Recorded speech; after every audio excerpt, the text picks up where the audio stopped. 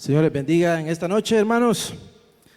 Damos gracias al Señor por todas las madrecitas, ¿verdad? Felicidades.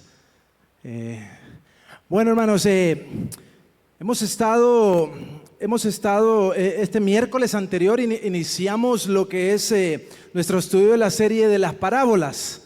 Y confiamos en el Señor que a través de todas estas parábolas Él nos pueda hablar durante todo este tiempo que vamos a estar viéndolo. Y el miércoles pasado aprendimos cómo la predicación de Jesús estuvo dominada por las parábolas. Él siempre y en su mayoría de veces Él compartía el evangelio, la palabra a través de o usando parábolas, ¿verdad? Y las parábolas, pues como vimos, tenían un propósito, y el primer propósito que vimos fue mostrar que no todos somos iguales, decía la palabra del miércoles pasado. Segundo propósito de las parábolas era mostrar a los de corazón duro, aquellos que no recibían la palabra de Jesús. Pero lo tercero que vimos es mostrar que el propósito de las parábolas es mostrar los misterios del reino de los cielos. Ese era el tercer propósito. Y esta noche tocaremos dos parábolas que muestran este tercer propósito. Yo quisiera que me acompañen, si tiene una Biblia, me acompañe a Mateo capítulo 13 y versículo 44 al 46. Mateo 13, versículo del 44 al 46. Dice así: además el reino de los cielos, dice, es semejante a un tesoro escondido en un campo, el cual un hombre halla y lo esconde de nuevo. Y gozoso, dice, por ello va y vende todo lo que tiene y compra, dice, aquel campo. También el reino de los cielos es semejante a un mercader que busca buenas perlas, que habiendo hallado una perla preciosa, fue y ¿qué hizo? Vendió todo lo que tenía y compró esa perla de gran precio. Hermanos, estas son dos parábolas, la que se conoce como la parábola, la parábola del tesoro escondido y la parábola de la perla de gran precio.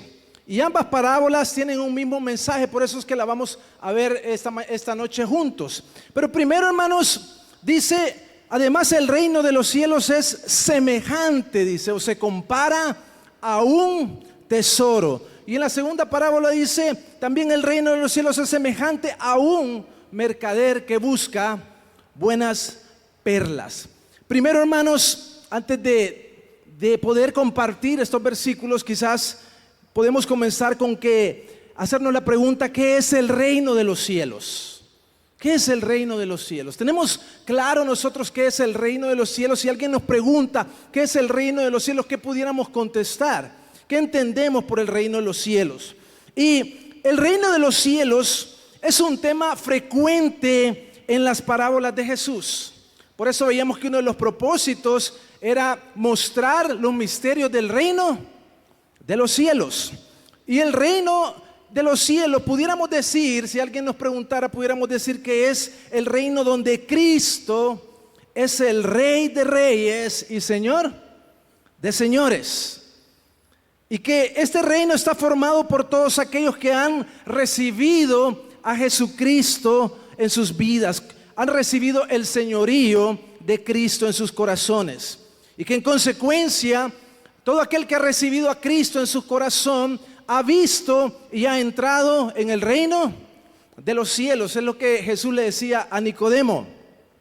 Y al entrar y ver el reino de los cielos, también nos hacemos poseedores de la vida eterna, es decir, nos hacemos también poseedores de la salvación eterna y también de la verdadera ciudadanía, que como dice Filipenses 3:20, que nuestra ciudadanía está ¿a dónde? Aquí en la tierra. No, ¿a dónde está nuestra ciudadanía? Está en los cielos, dice. Está en el reino de los cielos, de donde también, dice, esperamos ardientemente al Salvador, al Señor Jesucristo. Nuestra ciudadanía no está aquí en esta tierra. Nosotros somos peregrinos y extranjeros y estamos anhelando que el Rey venga de nuevo, ¿verdad que sí? y gobierne con justicia. Pero también el reino de los cielos en el presente, en el hoy pudiéramos decir, es el reino de un dominio espiritual, no un reino terrenal o geopolítico. Aquí no estamos hablando de ningún imperio como el imperio romano en tiempos de Jesús, que los discípulos y la gente, los judíos, estaban esperando ser libertados de ese reino oprimido y que el Señor estableciera un reino terrenal, político. Pero no es un reino geopolítico. Jesús describió el reino de este estado, de este reino, como un estado actual, intangible e invisible. Lucas 17, 20, 21 dice que los fariseos preguntando por los fariseos, dice: ¿cuándo había de venir el reino de Dios? Le preguntaban a Jesús. Le respondió y dijo: el reino de Dios no vendrá con advertencia, dice, ni dirán, helo aquí o helo ahí, porque he aquí el reino de Dios está entre vosotros, dijo. Cuando Jesús vino, dijo: el reino de los cielos ha venido, dijo. El reino de los cielos ha descendido, el reino de los cielos ha venido. Entonces, él también le dijo a Pilato, ¿se recuerdan? Mi reino no es de este mundo, le dijo. O sea que el reino de los cielos no tiene que ver, hermanos, con nada de lo que vemos nosotros, con nada de lo que ve nuestros ojos. No tiene que ver con comida, no tiene que ver con bebida. Entonces, pero lo tercero del reino de los cielos es que este reino un día va a ser consolidado. Un día este reino va a llegar a su plenitud y a su definitiva expresión, el reino de Cristo. Su apogeo se consolidará, hermanos, cuando Él venga por segunda vez, para reinar por toda la eternidad. ¿Cuántos estamos esperando la segunda venida de Cristo? ¿Cuántos, hermanos? Él ya vino la primera vez y vino como cordero y vino para servir y entregarse por todos. Pero la segunda vez Él va a venir como rey de reyes y señor de señores. Entonces dice Apocalipsis 11:15, todos los reinos del mundo han venido a ser de nuestro Señor y de su Cristo, dice, y Él reinará por los siglos de los siglos. Entonces, hermanos, esta es la razón por la que Jesús nos enseñó a orar por el establecimiento de su reino en la oración modelo de Mateo capítulo 6 y versículo 10. Él dijo: cuando ustedes oren así: Padre nuestro que estás en los cielos, santificado sea tu nombre, venga a nosotros tu reino y hágase tu voluntad aquí en la tierra como se hace en los cielos. Entonces, cuando el reino se manifieste, hermano, finalmente en la nueva creación, ese reino sí será visible, universal. Dice que habrán cielos nuevos y habrán tierra nueva. Y para siempre, esto será para siempre. Pero mientras tanto, el reino es absolutamente real, hermanos. ¿Sí o no, hermanos? El reino de los cielos es real. Amén. Sí, es real. Nosotros vivimos el reino de los cielos, aquellos que hemos rendido nuestra vida a Cristo, hemos creído en Él, vivimos el reino de los cielos. Y ese reino, hermanos, ese reino se está presente y de manera constante y silenciosa ese reino va creciendo. ¿Sí? Ese reino va creciendo, va aumentando en la medida de que más y más pecadores se rinden a Jesús, más pecadores son redimidos. Y en este acto Dios les concede, hermanos, bondadosamente la ciudadanía de este reino por toda la eternidad. Y Jesús, hermanos, estaba ilustró esto en las parábolas acerca del reino de los cielos. Entonces, vemos, hermanos, qué es el reino de los cielos entonces, ¿sí? Hemos podido ver que es el reino de los cielos, es donde el Señor gobierna. Es ese reino invisible, pero es ese reino que va a ser consolidado un día cuando Él venga por segunda vez. Pero, hermanos, lo segundo que queremos ver, antes también de desglosar esta parábola, es el contexto histórico también de esta parábola. ¿Por qué queremos ver el contexto histórico? Porque bueno, la parábola para aquellos a quienes Jesús les estaba compartiendo era una parábola muy familiar, era algo familiar. El ejemplo que él estaba usando, ellos podían entender lo que Jesús estaba diciendo de una manera fácil, porque era un ejemplo de la vida diaria, un ejemplo cotidiano. Los oyentes, hermanos, deberían de entender o entenderían el contexto legal y cultural sin mayor explicación. Quienes sí necesitamos un poco de contexto, o podemos decir un poco de explicación o trasfondo para entender esta parábola, somos nosotros, porque no somos judíos, ni estuvimos en ese tiempo, ni en esa cultura, ¿verdad que sí? Entonces necesitamos entender el trasfondo de por qué Jesús utiliza esta parábola.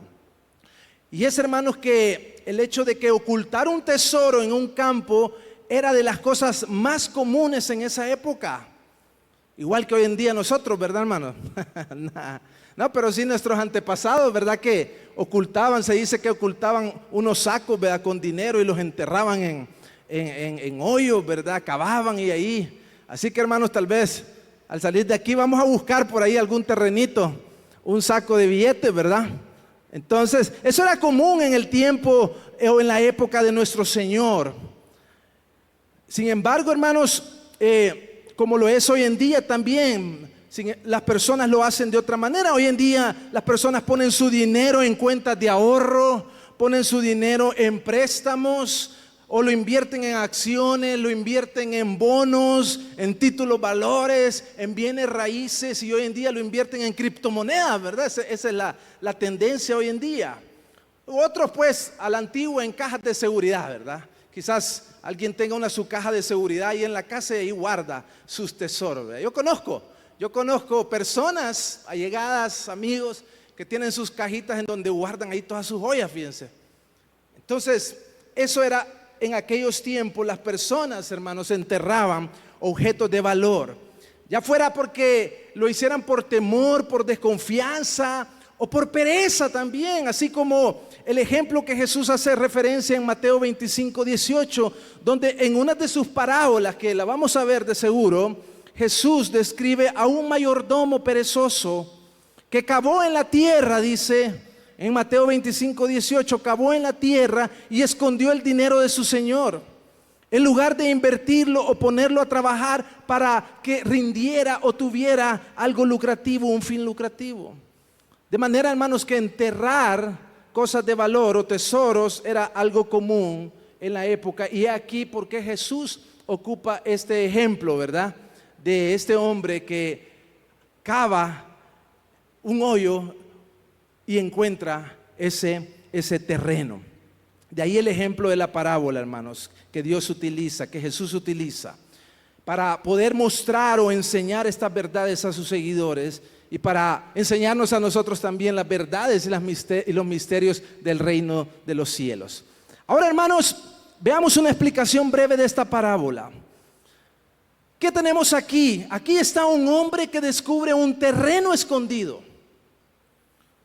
un tesoro escondido, perdón, en un campo que le pertenece a otra persona. Quizá era un obrero del campo contratado para cultivar la tierra, para trabajarla, y mientras éste estaba arando esa tierra, mientras éste estaba desenterrando, preparando ese terreno, dice que él desentierra un tesoro escondido, dice. Está trabajando en ese terreno, como los agricultores preparan la tierra en estos días. Ya ellos han preparado, ¿verdad?, los terrenos para la milpa. Vamos a comer elotes, hermanos, primero Dios, ¿verdad? Entonces ellos preparan, y mientras este hombre estaba preparando, arando, él desentierra un tesoro. Pero ¿qué hace él, hermanos? Inmediatamente él lo pone de vuelta donde lo encontró. ¿Verdad que se dice la parábola? Que él lo pone de vuelta, lo encuentra, y ¿qué hace? Lo esconde de nuevo. Entonces él va y vende todo lo que posee en este mundo. Él liquida todo lo que tiene en su vida. Todo, liquida todo, todas sus pertenencias, todo lo que él tenía, lo vende, va y lo vende, lo liquida y compra aquel campo con el fin de poder obtener ese tesoro escondido en ese campo. Hermanos, no se nos dice qué clase de tesoro era, pero lo que sí se nos dice del gran valor que tenía este tesoro. Algunos hermanos han tratado de cuestionar la integridad de este hombre, de la parábola, al esconder el tesoro y no informar de su hallazgo. Pero, porque hermanos, lo normal hubiera sido que si usted encuentra un tesoro en un campo de alguien, ¿qué hace? Le va y le avisa, ¿verdad? Le dice, mire, jefe, aquí encontré una olla de barro con un montón de monedas de oro, ¿verdad? Y le dice, porque se supone que ese terreno es de el dueño, de ese tesoro es del dueño de ese campo. Pero hermanos, aquí vemos a este hombre que va y esconde este tesoro. Y algunos han tratado de cuestionarlo. Y nomás quiero mencionarlo, hermanos, por si algún día a usted le preguntan esto, o usted medita y se hace esta pregunta. Pero este hombre, hermanos, no era que estaba haciendo algo incorrecto, sino que, hermanos, la ley rabínica judía regulaba este tipo de situaciones en la que alguien se encontraba un terreno, un tesoro en el campo o en el terreno de otra persona. Pero lo que sí nosotros, hermanos, podemos con seguridad ver aquí en este texto es que lo que nos deja ver es que el tesoro encontrado en el campo claramente no pertenecía al dueño de este terreno. ¿Verdad que sí, hermano? Porque dice que él va, vende todo lo que tiene y compra aquel terreno, ¿sí? Y decimos que no pertenecía al dueño de este terreno, ese tesoro, porque, hermanos, él antes de venderlo, ¿qué tenía que haber hecho? Haber ido y a desenterrar ese tesoro, ¿verdad que sí? Pero él no sabía que ese tesoro estaba en ese campo. Por lo cual, hermanos, la ley rabínica le daba la propiedad a este hombre que había encontrado este tesoro. Le pertenecía a él. Es por esa causa que este hombre va y vuelve a esconder este tesoro y vende todo, como hemos dicho, para obtener este terreno. Ahora, hermanos, ¿cuál es la premisa o la idea central de esta parábola? ¿Cuál es? Hermanos, algunos han interpretado esta parábola como una parábola financiera, ¿verdad? En donde alguien se convierte en un inversor y va y vende y compra ese terreno y ese tesoro para hacer negocio.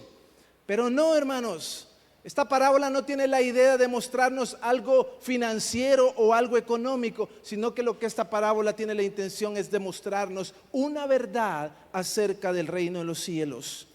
Y es la premisa siguiente, que un hombre encontró algo tan valioso que vendió todo lo que poseía para poseer ese terreno. Un hombre encontró algo tan valioso que vendió todo lo que poseía para poder obtener ese terreno. Este hombre estaba tan contento, tan abrumado por el valor de este descubrimiento, que estaba ansioso, hermanos. Dice que él escondió y salió corriendo. Fue y no le importó vender todo, todas sus pertenencias, todas sus posesiones. Estaba tan ansioso por entregar todo lo que tenía con tal de ganar ese terreno o ese tesoro. La parábola de la perla de gran precio tiene el mismo mensaje, solo que usa, hermanos, un ejemplo diferente de un mercader que anda en busca de buenas perlas hasta que encuentra esa perla de gran precio. ¿Y qué hace? Hace lo mismo que aquel hombre que encontró ese tesoro en ese terreno. Pero, hermanos, con esto en contexto, digamos, con haber explicado o haber expuesto qué es el reino de los cielos y con haber puesto en contexto por qué Jesús ocupa esta parábola, queremos entrar a lo siguiente, hermanos, y es a 6 verdades acerca del reino de los cielos. 6 verdades que usted y yo, o que Jesús dejó en esta parábola, o trató Jesús de poder enseñar a sus discípulos y a todos nosotros acerca del reino de los cielos. 6 verdades. Y la primera verdad, hermanos, es la siguiente. Pero antes de ver la primera verdad, lo que nosotros podemos ver aquí es que estas parábolas tienen una idea clave y central que es espiritual, hermanos. Es espiritual. Y es que todo lo que este mundo considera, o todo lo que una persona puede considerar que vale la pena o es importante en esta vida o en este mundo, esto se viene a convertir o viene a ser una pérdida comparado con la excelencia de conocer a Cristo y de conocer la riqueza y el valor que tiene su reino. Tal como lo dijo Pablo en Filipenses capítulo 3 y versículos 7 y 8, dice Pablo que todo él lo había estimado como basura, dice. Pablo, al conocer a Cristo y al conocer los tesoros de su reino, dice que él estimó todo lo que él consideraba valioso en su vida. Una versión dice que lo consideró como estiércol, dice, como algo sin valor, como algo que no le iba a ser de provecho, con tal de conocer a lo que verdaderamente nos puede traer provecho y a lo que verdaderamente nos puede traer el gozo y la alegría, que es Jesús y que es su reino. Y esta idea, hermanos, está entretejida en estas 6 verdades que vamos a ver que componen esta parábola. Y la primera verdad, la verdad número 1, es que el reino es invaluable. El reino de los cielos no tiene precio, el reino de los cielos no tiene valor. Su valor, hermanos, es incalculable. En Cristo y su reino tenemos un tesoro eterno que es rico y más allá, hermanos, de cualquier cosa que nosotros podemos comparar. Ese reino es incorruptible. Ese reino es incontaminado. Ese reino es inmarchitable. Es eterno y reservado en los cielos para aquellos que han creído en Jesús, como lo dice primera de Pedro 4, que es un reino incorruptible, incontaminado, inmarcesible, dice, y que está reservado y que está preparado para aquellos que conocen a Jesús. Ambas parábolas, hermanos, presentan una fortuna de valor incomparable que representa el reino de Dios. Ese reino glorioso donde Cristo gobierna con bondad y bendice eternamente a aquellos que con mucho gozo le reciben con fe como su Señor y como su Salvador. Solo eso, hermanos, sería suficiente para establecer lo invaluable, para establecer lo infinito y lo precioso que este reino es. Pero eso no es todo. Eso no es todo, por lo cual nosotros podemos decir que el reino de los cielos es invaluable, que no tiene precio y que no tiene comparación. Mira algunas cosas más. El reino consiste en todo lo que es eterno, todo lo que tiene verdadero valor intrínseco y todo lo que es permanentemente incorruptible e incontaminado. Literalmente, todo lo que es de valor eterno se engloba en los tesoros del reino. Todo lo que es de valor eterno se engloba en el reino de los cielos. Pero también, hermanos, dice la Biblia que el cielo y la tierra, dice, pasarán. Todo va a pasar en esta vida, todo va a pasar en este mundo. Mientras que las bienaventuranzas del reino no pueden desaparecer o disminuir, no se agotan. Las bienaventuranzas del reino no tienen fin, no tienen límite. No van a pasar. De hecho, dice Isaías capítulo 9, versículo 7, lo dilatado de su imperio, de su reino y la paz no tendrán límite, dice. No se van a agotar. Este reino es eterno, mientras que los reinos de esta tierra y todo lo que en esta tierra hay va a terminar, va a acabar. Pero ¿qué más? El reino es un tesoro celestial.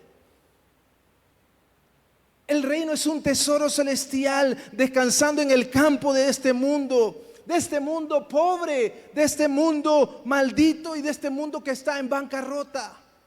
Porque este mundo, hermanos, cada día más se está destruyendo, se está perdiendo y cada día más este mundo va en bancarrota. Pero el reino de los cielos es ese tesoro celestial descansando en este campo de este mundo. Es un premio suficiente para hacer que cada uno de los pobres, miserables, ciegos pecadores que habitan la tierra sean inconmensurablemente ricos para toda la eternidad. ¿Cuántos de nosotros estábamos en esa categoría y vinimos a ser ricos ahora en Cristo? ¿Cuántos somos ricos ahora en Cristo, hermanos?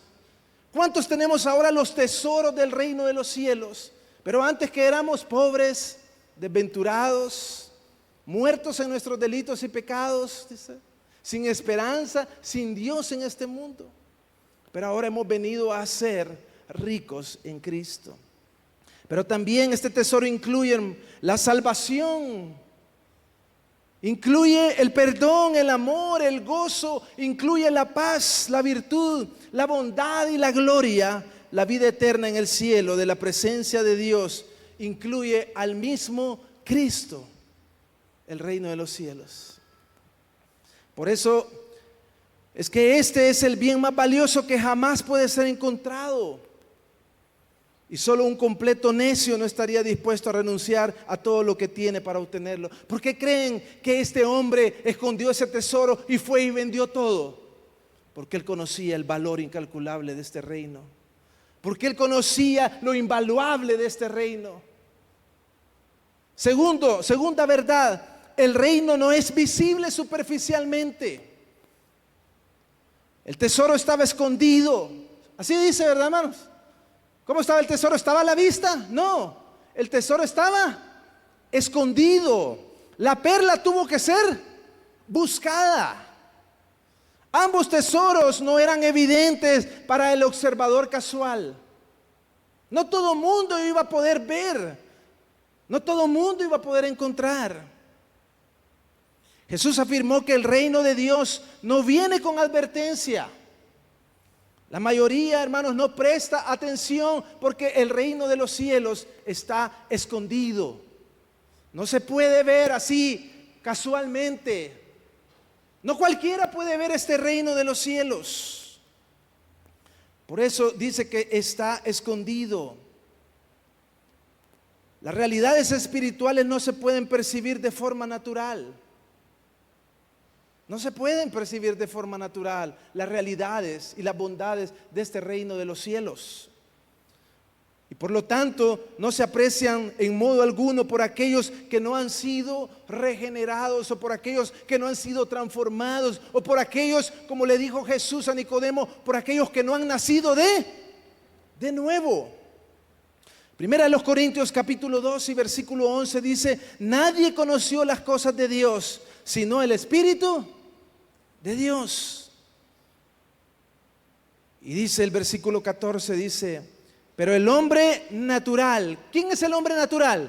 El hombre sin Dios, el hombre sin Cristo, ese es el hombre natural. Pero el hombre natural, dice, no percibe las cosas que son del Espíritu de Dios, porque para él que son locura, son locura. Yo me imagino que ese hombre ha de haber dicho: qué loco ese, fue a vender todo, miren, para agarrar ese terreno. Pero ese hombre sabía lo incalculable y lo invaluable de ese tesoro. Y dice: porque para él son locura y no las puede entender, porque se han de discernir. ¿Cómo? ¿Naturalmente? No, se han de discernir espiritualmente. El que no naciere de nuevo, le dijo el Señor a Nicodemo, no puede entrar ni puede ver el reino de los cielos. De modo que el reino de Dios y su valor real permanecen ocultos en la mente del hombre carnal. Es por esto que el tesoro de la salvación no es muy estimado o incluso descubierto por la mayoría. Romanos capítulo 8 y versículo 7 dice: pues la intención de la carne, o la intención de la carne de ese hombre natural, es enemistad contra Dios, porque no se sujeta ¿a qué? A la ley de Dios, ni tampoco puede. Así que los que viven según la carne, dice, no pueden agradar a Dios. No pueden agradar a Dios.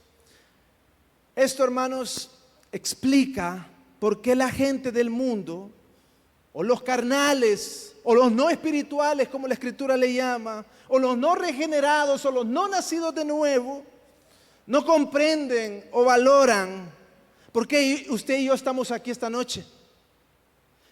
Para la gente del mundo, que usted y yo estemos aquí esta noche es locura. Pudiéramos estar en el parque allá ahorita comiéndonos un atol de elote bien rico, ¿verdad? Un atolito, y andar ahí y andar en nuestros deleites y en nuestras pasiones. Pero para el hombre natural, el que estemos aquí sentados con este gran calor, oyendo la palabra y alabando a Dios, eso es locura. Pero para usted eso es locura, hermano. ¿Qué es esto para usted? Es el reino de los cielos. Por eso el mundo, hermanos, los no regenerados no comprenden por qué estamos tan apasionados con la gloria de Dios, por qué nos levantamos y vamos a predicar el evangelio, por qué damos para la obra de Dios. No entienden porque no han sido regenerados. No entienden por qué valoramos el reino de los cielos cuando ellos no lo valoran. ¿Por qué estamos dispuestos a someternos al señorío de Cristo, de Jesucristo? ¿Por qué cuando nos ponen una cerveza o nos ponen una mujer ahí, decimos no? O cuando nos ponen algo que no es nuestro para tomarlo, ¿por qué decimos no? No comprende el hombre no regenerado. ¿Por qué nos sometemos al señorío de Cristo y de su palabra? ¿Por qué renunciamos al pecado y a los placeres terrenales y temporales de esta vida con el fin de seguir la justicia y los goces celestiales? La razón es porque, hermanos, están ciegos, dice la Biblia, ¿sí? Porque están ciegos. Pero usted, si usted ha venido a Cristo, si usted ha recibido a Jesús, si usted han sido abiertos sus ojos, usted puede ver las riquezas de este reino. No es un ciego. Pero el hombre natural está ciego a las riquezas del reino, porque dice 2 Corintios 4:4 que Satanás ha cegado su entendimiento para no creer al evangelio y a la gloria de Cristo. No hay quien busque a Dios, dice Romanos capítulo 8 versículo 3. Dios nos invita. Dios te invita, amigo, Dios te invita esta noche. Dios nos invita. Invita a todo pecador a buscarlo. Dice Isaías 55:6, dice: buscad a Jehová, dice, mientras pueda ser hallado. Llamadle en tanto que está, dice, cercano. Hoy es el tiempo de buscar a Dios. Hoy es el tiempo de llamar a Dios. Hoy es el tiempo de tocar a la puerta. Cuando ya no estemos en esta vida, ya no vamos a poder. Como no pudo aquel hombre rico en la parábola del rico y Lázaro. Él trató, él quiso, él comprendió que esto era una realidad, que el reino de los cielos era verdadero, y él quiso de alguna manera cambiar las cosas. Pero no vamos a poder. Ahora sí es el tiempo en que nosotros podemos tocar, podemos llamar y podemos pedir. Cristo mismo promete y dice en Mateo capítulo 7 y versículo 7-8, dice: pedid y se os dará, dice, buscad y hallaréis y se os abrirá, dice, llamad y se os abrirá, dice, porque todo aquel que pide, dice, recibe, y todo aquel que busca halla, como este mercader que buscó las perlas de gran precio y las encontró. Dios lo guió a que pudiera encontrarlas. Y aquel que llama, dice, ¿qué va a hacer? Se le abre, se le abrirá. Solo aquellos que lo buscan porque son atraídos por la gracia de Dios a Cristo lo encontrarán. No es porque nosotros, hermanos, queramos, sino que es porque somos atraídos.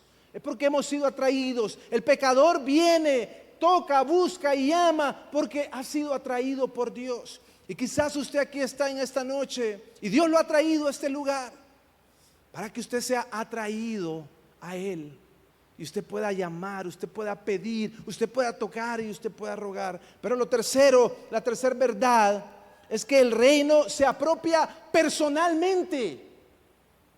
El premio o el tesoro se apropia personalmente. ¿Y por qué decimos esto? Porque la figura clave en ambas parábolas es un individuo, ¿verdad que sí? Un mercader. ¿Y qué más dice? Y un hombre que trabaja en el campo. Cada uno encuentra algo de gran valor. El hombre del campo que encuentra un tesoro escondido.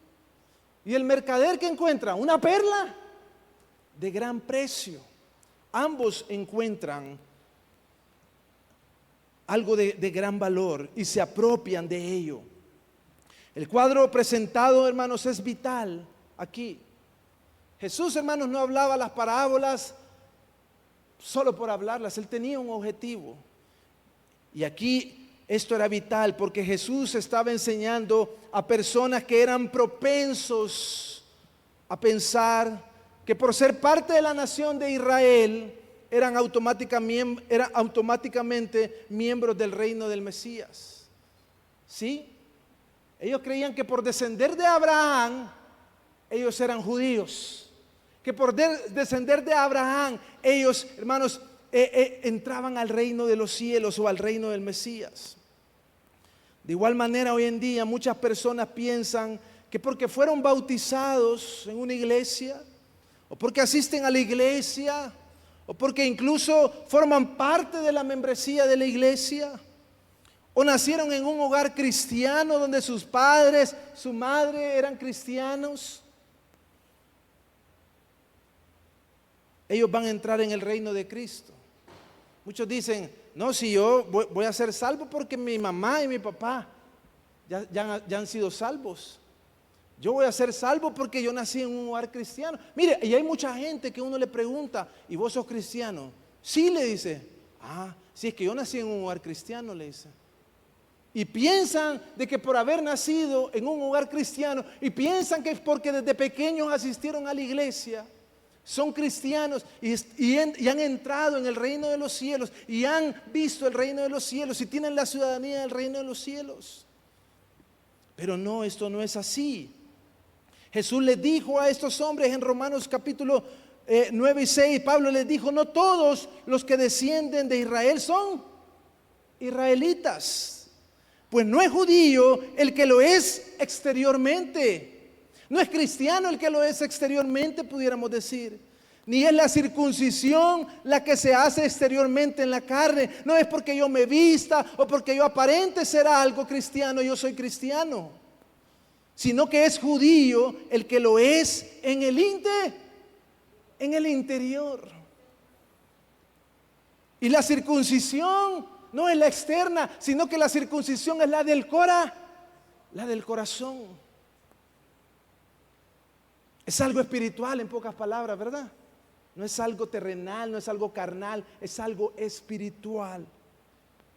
Nadie viene a ser ciudadano del reino de los cielos hasta que personalmente es unido a Cristo por el Espíritu de Dios. Y por tanto se ha apropiado del tesoro para sí mismo. Y la evidencia de esta unión son el verdadero amor por Cristo.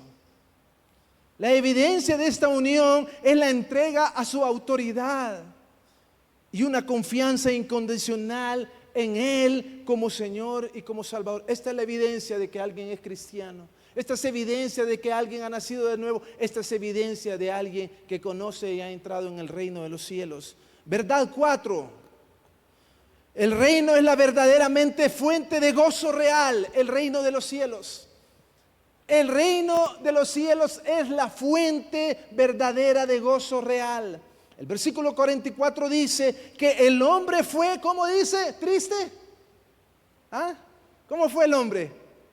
Gozoso. El hombre iba saltando, el hombre iba gritando, el hombre iba cantando, el hombre iba dando brincos y saltos para vender todo lo que tenía y comprar ese terreno, para obtener ese tesoro que estaba ahí escondido. Dice que gozoso vendió todo para comprar aquel campo con el tesoro enterrado. La mención de gozo, hermanos, en este contexto es significativa y es importante también. Porque muchos han dicho que el Evangelio y la vida en Cristo es una vida aburrida. No se puede hacer nada. Qué aburrido estar sentado. Qué aburrido estar leyendo la Biblia. Qué aburrido es estar orando. Pero hermanos, no. La Biblia nos dice lo contrario. La Biblia nos dice que la vida del reino de los cielos es una vida de gozo. Amén. Es una vida de gozo. Mire, el Señor reconoce el deseo básico de todos los seres humanos a ser felices. ¿Cuántos quieren ser felices, hermanos? Eso es válido. El Señor reconoce eso que nosotros anhelamos, ser felices, tener gozo en nuestra vida. El gozo es una buena cosa, no es algo malo. Jesús mismo dijo en Juan 15:11, estas cosas os he hablado para que mi gozo esté en vosotros y vuestro gozo sea cumplido. El apóstol Juan hizo eco en estas palabras años después. Él dijo en primera de Juan capítulo 1:4, dice, estas cosas os escribimos para que vuestro gozo sea cumplido, dice. Y en Romanos capítulo 14 y versículo 17, Pablo pone el gozo al nivel de la justicia y la paz. Gozo, justicia y paz. Pone el gozo al mismo nivel de la justicia y pone el gozo al mismo nivel de la paz también. Dice, el reino de Dios no es comida ni bebida, sino justicia, paz y gozo en el Espíritu Santo. Hermanos, el mundo da gozo temporal. ¿Cuántos vivieron en ese gozo temporal del mundo alguna vez? Todos, ¿verdad, hermano? Todos vivimos en ese gozo temporal del mundo. En ese gozo pasajero. Se iban a las fiestas, hermanos, y se alegraba y todo. Y el día siguiente, el gozo se había ido, ¿verdad? Había que ir a otra fiesta. Ese gozo vano, ese gozo ficticio. Pero el gozo del que se apropia de este terreno del reino tendrá un gozo real que no tiene comparación. Un gozo eterno. Así que si usted en esta noche es dueño de ese tesoro, si usted tiene ese tesoro en su corazón, usted puede decir las palabras que dijo Pablo en Filipenses 4:4. Regocijaos en el Señor siempre. Otra vez os digo, regocijaos. Por lo tanto, la vida en Cristo, la vida del reino de los cielos, no es una vida triste. Y aunque estemos en sufrimiento, va a haber gozo en nuestros corazones. Porque ese gozo viene de Dios y de su reino y de su espíritu. Aunque estemos en valle de sombra de muerte, estemos en tribulación, estemos en angustia, estemos en persecución, usted y yo vamos a experimentar gozo, porque ese gozo viene de Dios y de su reino. La verdad 5 es, al reino no todo mundo llega por el mismo enfoque. Verdad 5, a este reino no todo el mundo llega con el mismo enfoque. Aunque ambas parábolas, hermanos, tienen un mensaje central y tienen similitudes obvias, en ambos casos encontramos a un individuo, cada uno de ellos encuentra algo de gran valor y lo entiende. Y cada uno está dispuesto a renunciar para obtener el tesoro. Aquel renuncia a todo, vende todo lo que tiene, y el otro también, ¿verdad? Sin embargo, existe una diferencia en ambas historias. La primera parábola, el hombre tropieza con el tesoro. No lo andaba buscando, ¿verdad que sí? Se lo encontró ahí, ¿verdad? Como decimos, se lo encontró, ¿verdad? Y la segunda, el mercader anda buscando, dice. Anda buscando perla, sabiendo exactamente qué es lo que está buscando. Él anda buscando, anda deseando algo, anda buscando. No hay ninguna razón, hermanos, para que nosotros podamos pensar que el hombre en el campo estaba buscando el tesoro. ¿O hay alguna razón ahí? Él no andaba buscando, ¿verdad que no? No podemos decir, él andaba buscando el tesoro y ahí sabía que estaba ahí. No, él no lo andaba buscando. Él estaba simplemente siguiendo su rutina normal, viviendo su vida, trabajando, caminando, arando en un campo, como cualquiera de nosotros estábamos en nuestra vida y en nuestra rutina normal. Construyendo algo, una cosa, que involucraba excavar o atender algún cultivo. Él estaba en eso. Y mientras estaba en el campo, dice, haciendo lo que tenía que hacer, se topa con una fortuna, hermano. Se encuentra un gran tesoro este hombre. Y hermanos, mucha gente encuentra el reino de esta manera, ¿verdad? Quizás usted encontró el reino de esta forma. Quizás usted se encontró en el reino. Usted no lo andaba buscando y se tropezó con ese gran tesoro. El apóstol Pablo no estaba tratando de entrar en el reino, ¿verdad que no, hermanos? Es más, se suponía que él estaba ya dentro del reino, ¿verdad? Él decía, yo soy judío de judíos en cuanto a la ley fariseo y bla, bla, bla, bla, bla. Y se creía que él era una gran cosa, ¿verdad? Y él decía en pocas palabras, yo soy cristiano, yo creo en Dios. Y yo tengo fe, decía el apóstol, ¿cómo se llama? Saulo, ¿verdad? Y él no andaba buscando eso. Pero dice que camino a Damasco para perseguir a los cristianos. Mire lo que andaba haciendo. Persiguiendo a los cristianos, a los verdaderos hijos del reino. Dice que en el camino Dios le atacó, dice, desde el cielo, imagínense. Le hizo caer a tierra. ¿Y qué pasó con él? Fue regenerado, fue convertido. Él le dijo, ¿quién eres, Señor? Le dijo. Y Jesús le responde, ¿verdad? Y le dice, yo soy Jesús a quien tú persigues. Y luego, ¿qué dice él? ¿Qué quieres que haga? Él rinde su vida a Jesús. Él no lo andaba buscando, pero Dios le sale al paso, lo encuentra. Y él es convertido, él es transformado. En realidad Pablo estaba bastante satisfecho con su propia justicia, ¿verdad que sí? Pablo se jactaba de su propia justicia. Pablo creía que estaba bien. Y para él todo lo que él poseía era una gran cosa. Hasta que tropezó con esa fortuna que hizo que sus propios logros religiosos parecieran como un saco de basura, como un saco de estiércol, dice una versión, ¿verdad? Muchos de nosotros, hermanos, conocimos a Cristo y su reino de la misma forma que el apóstol Pablo. No lo andábamos buscando, pero providencialmente tropezamos con ese tesoro.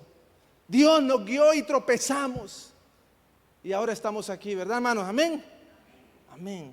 Por otra parte, el comerciante estaba en una búsqueda específica de perlas valiosas. Él sabía lo que estaba buscando. Quería algo genuino y de valor duradero. Y este representa a alguien que está buscando el reino a sabiendas. Él estaba siendo atraído a Cristo por medio de una búsqueda consciente de la vida eterna. Él quizás él había probado quizás todas las cosas y nada le había saciado.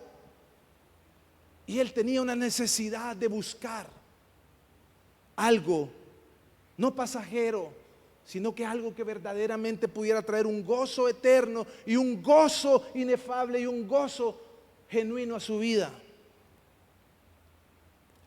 Algunos hermanos parecen entrar en el reino casi por accidente, ¿verdad? Como Pablo. Otros siendo atraídos. Pasan tiempo buscando conscientemente. Pero en ambos casos, hermanos, ya sea que tropecemos o ya sea que andemos buscando, es Dios, hermanos. Es Dios quien soberanamente ordena su descubrimiento de Cristo. O sea, usted es atraído a ese tesoro por causa de Dios. En ambos casos es Dios. Porque Jesús dijo en cierta ocasión, nadie viene a mí si no es atraído por mi Padre, dice. Es Dios quien nos atrae. Él se ocupa de todas las personas como individuos, ordenando los pasos de cada uno de acuerdo con su plan. Dios es el que ordena todas las cosas. Dios es el que dirige los pasos de todo hombre. Dios es el que ha dirigido tus pasos hacia este lugar en esta noche. No es casualidad que estés aquí. otorgando Él bondadosamente a corazones pecaminosos la voluntad y la sabiduría para ver y apreciar el valor infinito de este reino. ¿Por qué es que usted y yo ahora podemos apreciar este reino? Porque Dios, hermanos, se encargó de que nosotros tropezáramos o que nosotros fuéramos guiados a buscar su reino. Y con ello, hermanos, Dios nos motiva a estimar a Cristo mayor que todas las riquezas del mundo. Y a eso nosotros le conocemos como la fe salvadora. A eso le conocemos como la fe salvadora. Y este es el último punto. La fe salvadora tiene un alto costo. Observamos, hermanos, que en estas dos parábolas el premio se compra. ¿Verdad que sí? El tesoro se compra, la perla de gran precio se compra. Jesús no estaba enseñando aquí, por supuesto, que la vida eterna se puede comprar con dinero o merecerse por obras humanas. Esto no es lo que la Biblia enseña. Que la salvación puede comprarse o puede ganarse por nuestros propios méritos. El precio de la salvación ya fue pagado por completo por el Señor Jesucristo. Él pagó el precio de nuestra salvación. Él pagó el precio de nuestra redención. Él hizo completa expiación por los pecados de su pueblo en la cruz. La vida eterna es gratis para el pecador arrepentido. Por gracia sois salvos, y esto no es de vosotros, sino que es un don de Dios. No por obras, para que nadie, dice, se jacte, para que nadie se gloríe y diga: yo vine a Dios porque yo lo andaba buscando, yo vine a Dios por mis propios méritos, yo vine a Dios porque yo soy bueno. No, nosotros venimos a Él porque Cristo pagó un precio en la cruz del Calvario. Por eso venimos a Cristo. No es una recompensa que se gana o se compra por obras de ninguna clase. Y esta fe salvadora no tiene que ver con un acto físico, como caminar de rodillas haciendo penitencias. No nos ganamos el reino de los cielos por ir de rodillas kilómetros y ganar y hacer penitencias, o levantar la mano o pasar aquí al frente, tampoco. Lo que la fe salvadora significa es dejar a un lado todo lo demás y renunciar a todo y a toda confianza de que algo o alguien puede ganarnos los méritos con Dios. ¿Qué hicieron estos hombres? Vendieron, dejaron todo a un lado. La fe salvadora es la entrega total a la persona y a la obra del Salvador. Y mire, el Catecismo Menor de Westminster, en su pregunta 86, describe la fe salvadora así. Mire, se lo voy a leer. La fe que justifica es una gracia salvadora, operada en el corazón del pecador por el Espíritu y la palabra de Dios, por la que aquel, siendo convencido de su pecado y miseria, de la incapacidad en sí y en otras criaturas para liberarse de su estado de perdición, no solamente acepta la verdad de la promesa del Evangelio, sino que también recibe a Cristo y descansa en Él y en su justicia ofrecida a Él para perdón de pecado y para aceptación y estimación de su persona como justa delante de Dios para la salvación. Así que, hermanos, la fe auténtica, la fe salvadora, es aquella que se rinde incondicionalmente a Cristo como Señor y como Salvador. Esto no quiere decir que en el momento en que creemos podemos esperar que perdamos de inmediato toda tendencia pecaminosa o tener la victoria instantánea sobre cada mal hábito, porque todavía tenemos malos hábitos, ¿verdad, hermano? Todavía tenemos tendencias pecaminosas, ¿sí o no? La fe salvadora lo que significa es que de corazón repudiamos el pecado y amamos la justicia. Este cambio de actitud es el fruto de la regeneración y la prueba de nuestra unión espiritual con Cristo. De que ya no amamos el pecado como lo amábamos antes, ¿verdad? De que ya nos alejamos, ya nos duele fallar, nos duele pecar. Mateo capítulo 16, 24 leemos lo mismo, pero en palabras más sencillas. Jesús dijo a sus discípulos: si alguno quiere venir a mí, si alguno realmente quiere este tesoro, si alguno realmente quiere esta perla de gran precio, niéguese a sí mismo, dice. Tome su cruz y sígame. Hay un costo que pagar, y ese costo es de rendirnos a Cristo. Ese costo es de entregarnos a Cristo, de dejar aquellas cosas que amamos para recibir aquello que es algo de mayor y gran valor, que es esa perla de gran precio y ese tesoro que está escondido en ese campo. Es un intercambio en el que doy un paso a un lado y reconozco a Cristo como el único gobernante legítimo de mi vida. O sea, es entregarle mi vida a Cristo, en pocas palabras, ¿sí? Es decirle a Cristo: aquí está mi vida, haz de mí lo que tú quieras, cámbiame, transfórmame, acepto tu señoría, me someto a tu palabra, me someto a tu voluntad. Hágase tu voluntad en mi vida como se hace en los cielos. Es entregarle nuestro ser, nuestra vida completa a Cristo y decirle: soy tuyo, te pertenezco, te entrego mi corazón, te entrego mi vida, te entrego mis pecados, te entrego mi vida rota, mi vida destruida, mi vida sin gozo, mi vida sin esperanza, te la entrego. Dame tú los tesoros de tu reino, los tesoros eternos, los tesoros que no se agotan, los tesoros que son infinitos. Dámelos. Los tesoros que me van a dar un gozo verdadero y un gozo real. Esto es lo que distingue la fe auténtica de todas las variedades superficiales y falsas profesiones de las religiones, hermanos. Esto es el hecho de entregarnos a Cristo y a su señorío. Amén. Entonces, hermanos, vimos primero qué es el reino de los cielos, para que pudiéramos comprender qué es el reino de los cielos. Vimos también, hermanos, ¿qué más? Aparte del reino de los cielos, estuvimos viendo nosotros, hermanos, que el contexto histórico de por qué Jesús utilizó esta parábola, para que pudiéramos comprender estas seis verdades acerca del reino de los cielos. Primera verdad: el reino es invaluable y no tiene precio. Amén. Segundo, que vimos: el reino no es visible superficialmente, es un tesoro que está escondido, es un tesoro que debe de buscarse.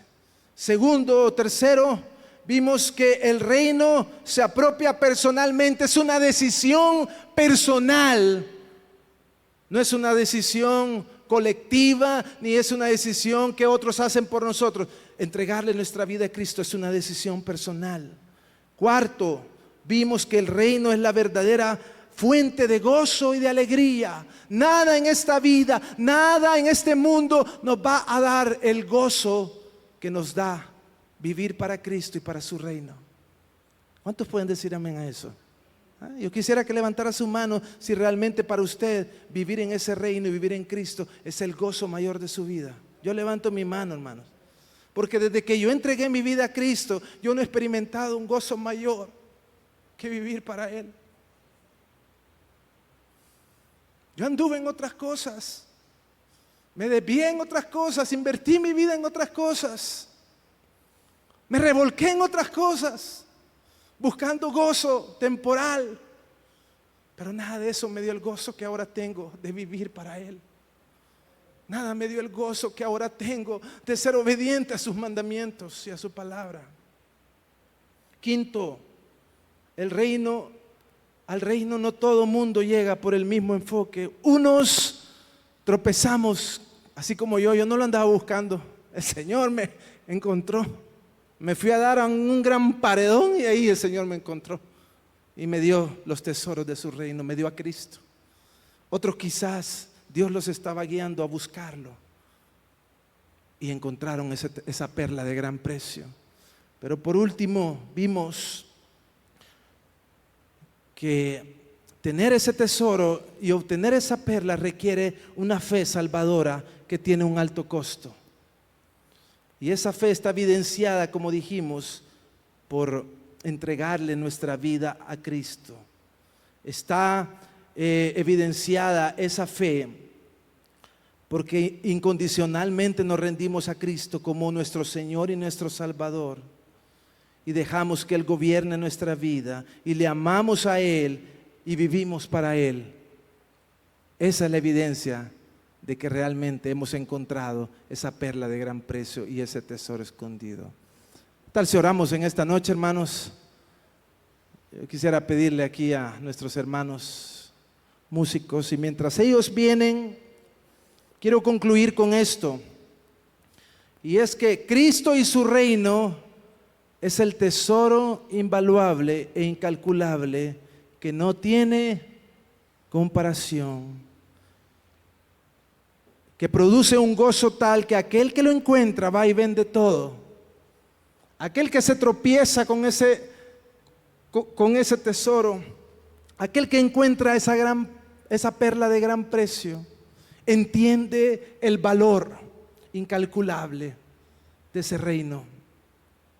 Por lo tanto, él va y vende todo, deja todo a un lado y renuncia a todo lo que tiene y a todo lo que este mundo pueda darle, y lo estima como pérdida con tal de ganar ese tesoro, con tal de ganar a Cristo, porque Cristo es la perla de gran precio.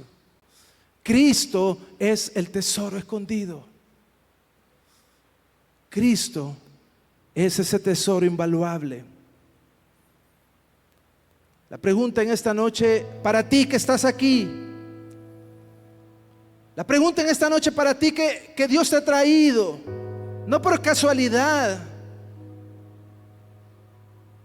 Tú no estás aquí por casualidad en esta noche. Tú no estás aquí sentado escuchando este mensaje por casualidad. Es porque Dios te ha traído.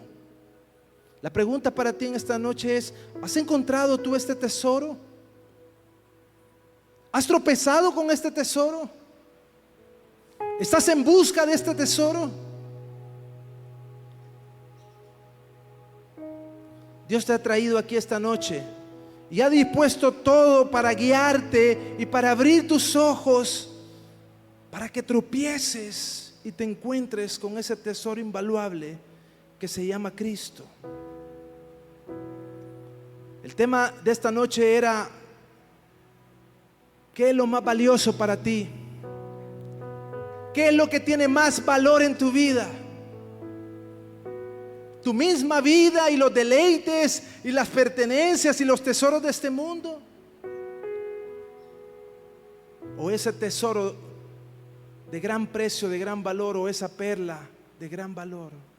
Como decimos, Cristo te ha traído aquí esta noche para que tú puedas encontrarte y tropezar y encontrar esa perla y ese tesoro escondido, porque Él quiere darte vida eterna, porque Él quiere darte los deleites y los gozos eternos que solamente los da Cristo y su reino.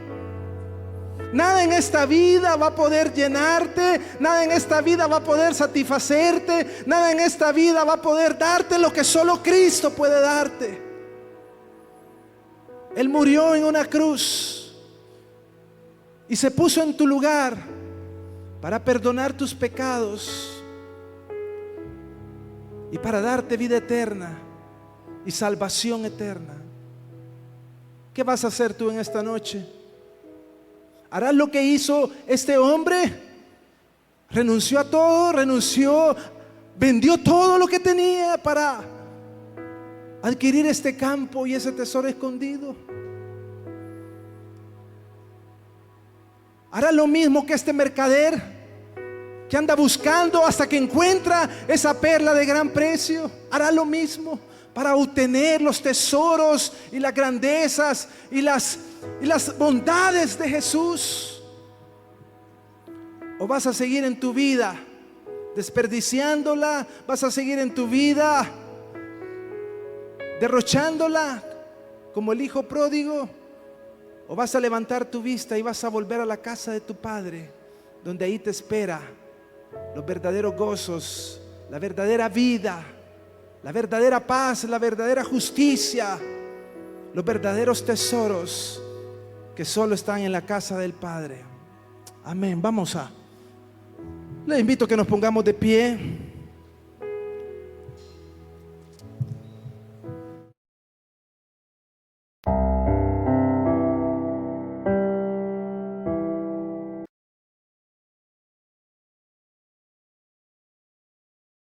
Gracias por estar conectado con nuestra iglesia. Espero que este sermón haya sido de bendición para tu vida. Si quieres ver otros sermones, puedes suscribirte a nuestro canal de YouTube o seguirnos en nuestras redes sociales. Recuerda que los sermones de nuestra iglesia estarán siendo transmitidos en vivo los días domingo a las 5 de la tarde y los días jueves a las 7 de la noche. Así que te esperamos. Si tú no has entregado tu vida a Jesucristo, si no has creído el Evangelio de nuestro Señor, te invito a que puedas orar, hablar con Dios y pedirle que venga a tu corazón.